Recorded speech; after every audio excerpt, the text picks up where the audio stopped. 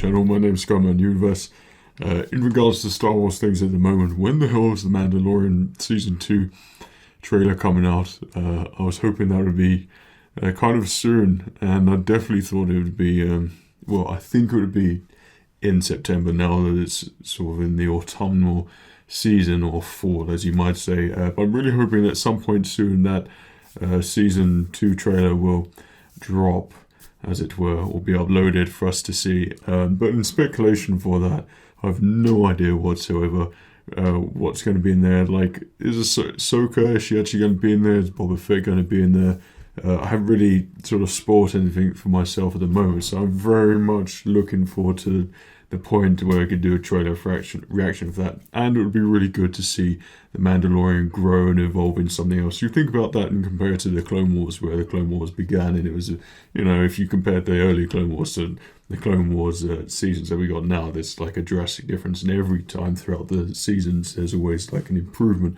Graphics and story, and the scope gets bigger and more exciting, and you're more compelled to it. So I hope that we get the same thing with the Mandalorian, whether they actually go and reveal the sort of Yoda origins in that season. That would be very interesting, but really cool. I really hope that something like that happens, and it steers away from the sequel line, which I foresee that it might head down, but hopefully not. Hopefully they're wise enough to, there's the Empire remnants and there's the sequels, and they head in that sort of direction, and that direction is almost sort of a U-turn a little bit there as well. And I see great opportunity and vast landscapes of Star Wars goodness over there. But on this side, on the right, I see a very bleak ending, and something very boring and uninteresting, what you don't want for Star Wars. So don't head down that route. Head down that route, and that would be really great. Last time when we watched The Mandalorian, just around that time, there was a lot of leaks coming on from Disney Channel. A channel which I watch quite a lot is Doomcock, Overlord DVD, Geeks and Gamers, World Class Bullshitters. Those are kind of my places to go for Star Wars information, and Clownfish TV as well.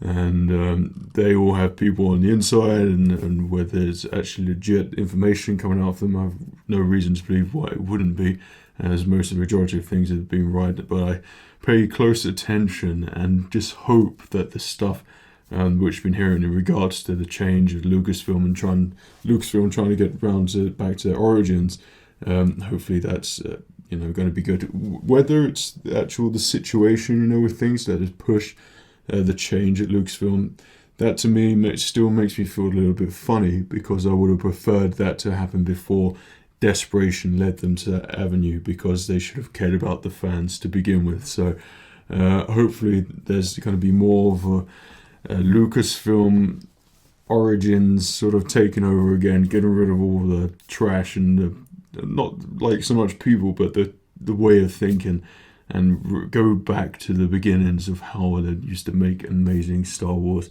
content. And this Mandalorian at the moment is sort of proving that. You could tell that it's made by Star Wars fans, but I feel like the sequels, you don't get that feeling of warmth or nostalgia or anything like that. And I'm afraid that's purely because not only in the movie, but on the outside of the movie as well, it's far too political. And you compare all that compared to George Lucas.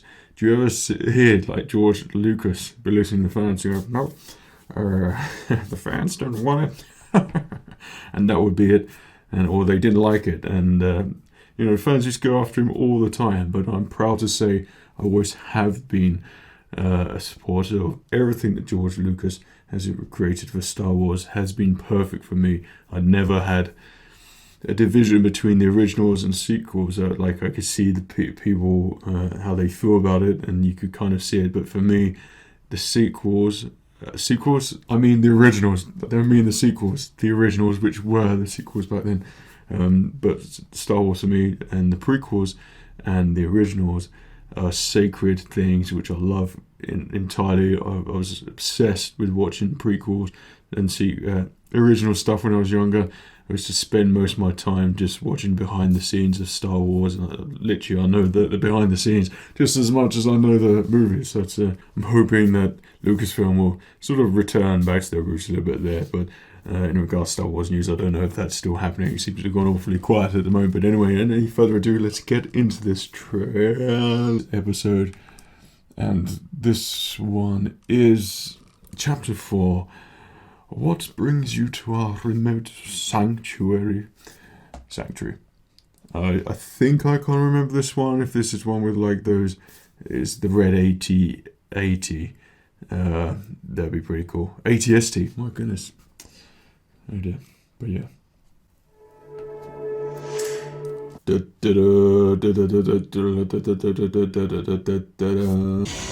don't like that new intro. I'm not a massive fan of that still, unfortunately.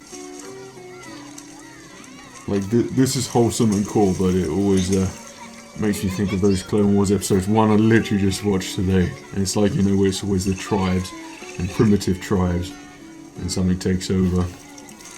And immediately you get that vibe sense with this one.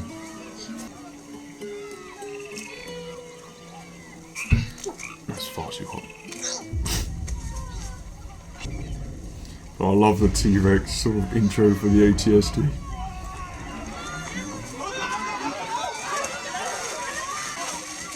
Run, Luke, run!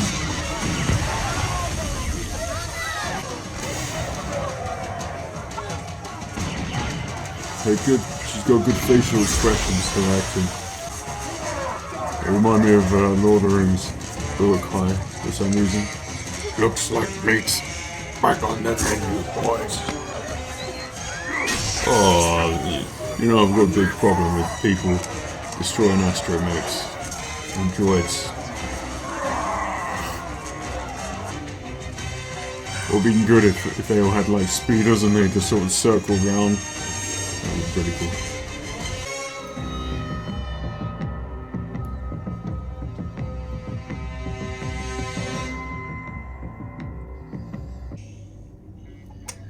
He just wants to be a co-pilot. He was the best star pilot in the galaxy. It's such a strange duo, but the best and perfect, which works on so many levels.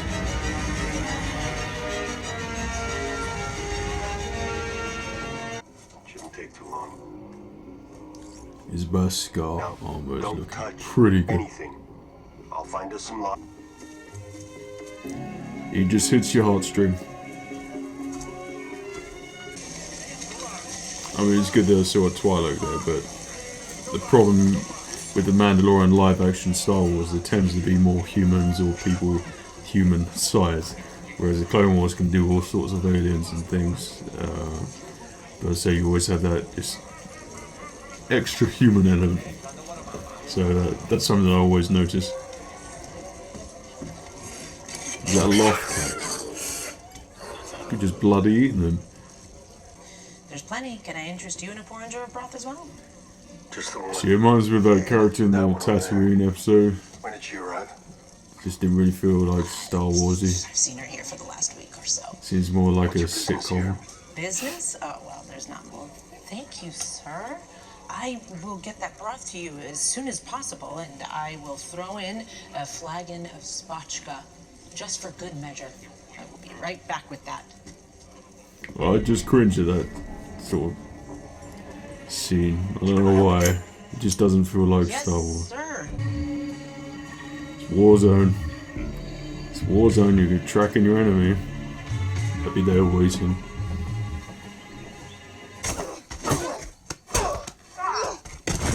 Beskar armor is a sacred metal which can withstand blaster bolts. But yet, it's affecting the Mandalorian so much.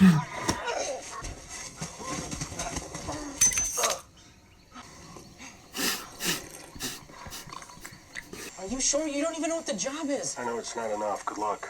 This is everything we have. We'll give you more after the next.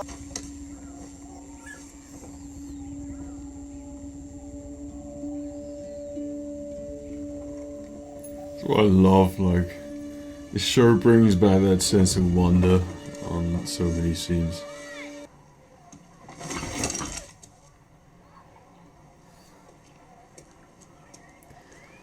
Well, that could have concluded negotiations.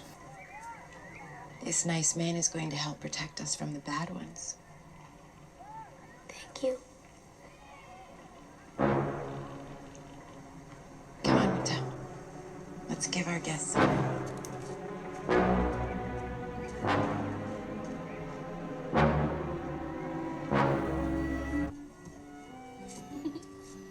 I really want to get a Baby Yoda. Like on the merchandise, there's quite a lot of them that I see now. But I'm not buying anything Star Wars I noticed you didn't eat out there. until Star I'll Wars leave it is here for when I come. fully gone back to That's normal. very thoughtful of you. I don't remember that. What the hell? That's pretty cool. That's pretty awesome. No, there's not. There's at least 20 here. Yeah, I mean fighters. I've got a Be plan. realistic. Thanks to Mandalorian. Give us a This is a chance. plan that I've seen happens that many thing times in the take Clone Wars. soldiers in a Tribe matter that of gets minutes. trained to fight. Oh yeah. That'll bring the fight out of the woods and down here to us. I'm gonna need you to cut down trees Well and build conceived barricades along plan. these edges. One. Fire!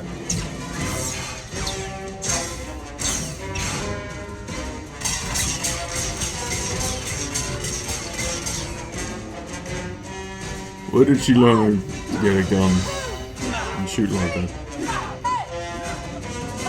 It's good music. I like this thing. It's good training montage. In the face. I don't remember any of this.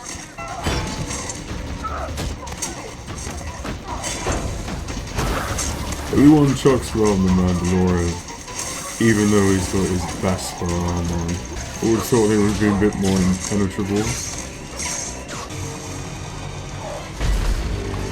I love that they gave the ATST red eye. It does look scary as hell. And if you saw that in the woods, you'd probably shit yourself. One of those Ewoks when you need them.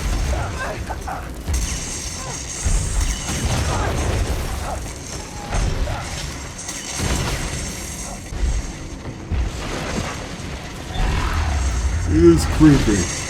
It is very creepy.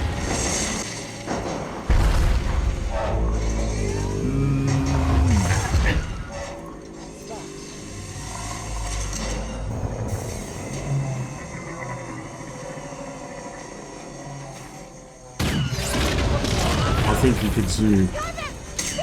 Yes. With this sticks. Hold your position with it. If you run away, then it might follow. I do love ATSCs, they're so good.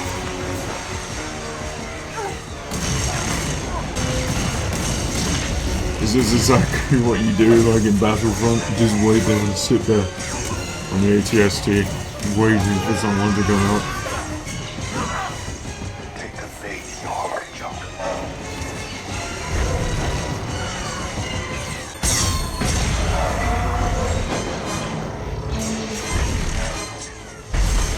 Oh.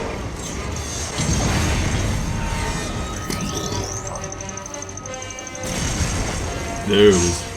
No point. Commando.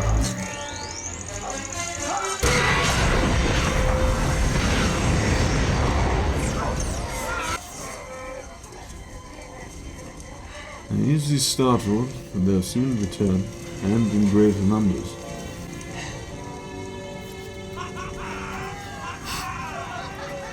Would you consider this a cheesy episode? I don't know.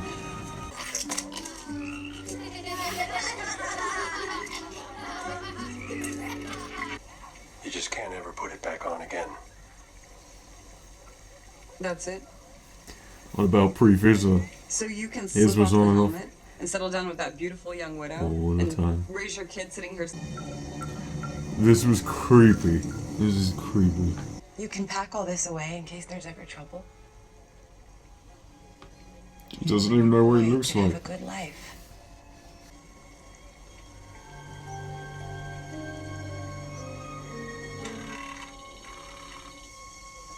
Uh-oh.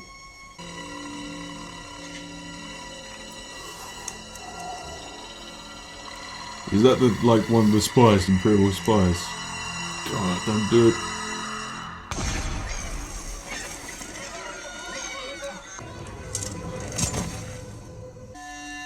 And stay down.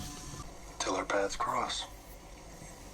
Which will be very soon, one would imagine.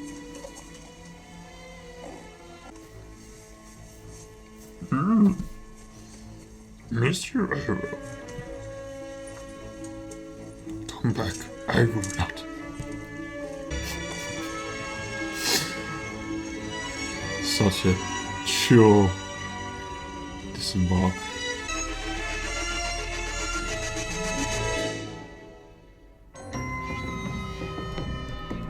Bryce Dallas Howard, who directed that one, and I do really enjoy the bits in that, the action sequences, and generally the sort of the ambience and the atmosphere that you're very easily drawn into, and it makes you feel things. But a part of that makes me feel it was very, very slow paced in some places. Like I've always said with movies, if that was a Star Wars movie, there's not enough time for those small bits. But in the TV series, something like popping your weapons onto the speeder and then sitting there, that would probably have got cut in the movie, but in the TV series, those slow in-between things seem to stay. So that's like the only sort of difference and things I noticed with Star Wars on TV. And I suppose you're always used to it sort of moving forward quite quickly, but this, even like with the Clone Wars, that there was so much going on all the time, and this is always being more relaxed, which I like. It's refreshing and different, but there's just one thing in here, and I cannot help but think, and this, I would not think this any other time, but only because I know how Lucasfilm works at the moment. Now they've drawn attention to it, so now my mind picks it up subconsciously, and that's, I feel like there was a list there, a criteria, Kathleen Kennedy criteria list of what should be in this episode, and I think some things that, like I said earlier, like spotted with the tribe leader, well, she was tribe leader, I don't know who she was, but she was the one that could fire a gun, like, and she was the best, and like the guys couldn't hold the sticks or something. Like, it's just little things, subtle things like that. Now, usually, well, before in the old Lucasfilm days, I'll just see that as part of the story. But now, my brain is looking for these things now, and think, well, I bet Kathleen Kennedy popped that in there now, because that's what she does in Star Wars, and you have to reach this criteria and have all these things in the movie, otherwise you don't get to make it. And that film that should not be named but begins with Jedi and begins with and doesn't have return in it. I'm pretty sure that movie was filled with all the things that you need to have in there, and that film just went mad and over the top with it. So it's just little things like that, like the tribe. I'm pretty sure would not have used guns whatsoever. So why would she have access to it and no one else? I mean, that's the great mystery in it. But it's just small things like that. The ATST looks so cool, and I love the scenes with that sort of the T-Rex references in there. I think that's pretty good. But I think as the episode goes, like there was nothing too exciting. I love the bar fight at the start, but then like the bar woman sort of took me out of it a little bit. So I think this is probably one of the more slow-paced episode. Like, it was still really good, but just a lot slower than the other Mandalorian episodes. So I can't remember. Like, I know, like, this is a rewatch of what I watched it before, but I can't honestly remember what happens in the other episodes. Like this one, I couldn't remember that he took his helmet off there, which I thought was really good as well.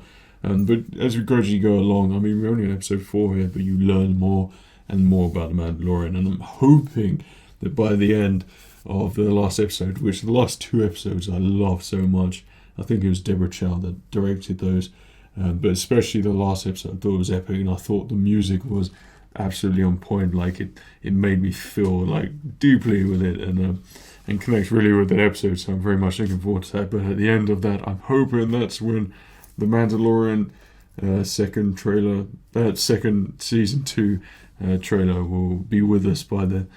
So it would be timed perfectly. And yeah, that'd be really good. So Mandalorian, I think, is the only good thing that's coming out of Lucasfilm at the moment. The rest of their stuff has been garbage. I think what's going on with Galaxy's Edge, it should have been Tatooine. The High Republic, Old Republic. I'm still not sure if that's a book or a movie. I don't have a clue what they're doing with that, but there is a character in there which I am impressed with. I think he's a really cool looking character. I'm very interested in that character and see what that's all about. But yeah, apart from that, I don't really know what's going on. There's just no news for Star Wars, and it's sort of unprecedented. Like when Lucasfilm finished episode 3, there was always Clone Wars and things after that, and there's potential for games being made and things, and there was always something just around the corner. But like apart from the Mandalorian, like sure they've listed all these things of the other TV series, the Kenobi one and Cassian Andor and Rian Johnson's trilogy, which is still, they think it's happening. It's not happening. That will never ever happen. Like not in a million years. If they like losing money and insulting fans even further, then that's the avenue they go down. But I'm pretty sure Disney is smart enough to not go down that point. But I think they just need to build some sort of excitement for the fans and have some future plans, what they're working towards to sort of rekindle the trust and faith and build a relationship between the fans and the franchise again, which I still think is being unrepairably damaged. Is that a word? Unrepairably? Irreparably damaged. So I hope that something is going to be absolutely amazing, whether it's the Mandalorian trailer or something else to do with George Lucas. That would be great for Star Wars. But anyway, I love what Jon Favreau and Dave Filoni have created with the Mandalorian, and it's such a positive thing for Star Wars, and I think the least amount of input from other side of Lucasfilm is the better thing, course, for the Mandalorian at the moment. So if they can just be let free to create and continue the way they're going with Mandalorian, then I think they're on their way to great things. The Kenobi TV series, make Kenobi a movie. I think Kenobi really needs to be a movie. I don't want to see them sort of, because it's a TV series like what they've done here, where it's just inundated with humans or something, and some actors in there which sort of just take you out of it a little bit. I think the movie would do that so much, and it would just be a whole different atmosphere going there. And if George Lucas was involved with that as well, I really think the biggest opportunity which they could have had, this Kenobi movie, I think, would perfectly link up the sequels, not the sequels, you idiot, the originals and the prequels. And if he was able to direct Ewan McGregor, Hayden Christensen in there as well, and other people, just be so perfect. Have Ian McDiarmid reprise his role as the Emperor. There could be greater things at work, and I'd love to see him do that. It would just feel like it would feel like a proper Star Wars movie, and it could just repair so many things and bring back so many fans. But I just don't get this TV avenue they're going. It works perfectly for the Mandalorian, the Clone Wars. I think it works so well.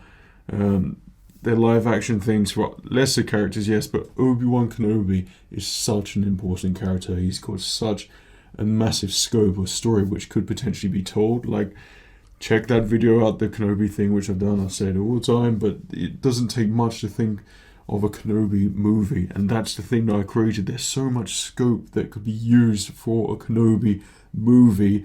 It has to be a movie with epic music and John Williams style. It could be so awesome.